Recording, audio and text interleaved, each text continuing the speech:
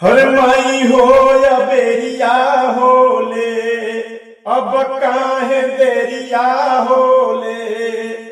हर निमिया की डाल भोरा इस कोई लरिया बोले। माई हो या बेरिया होले, अब काहे देरिया होले।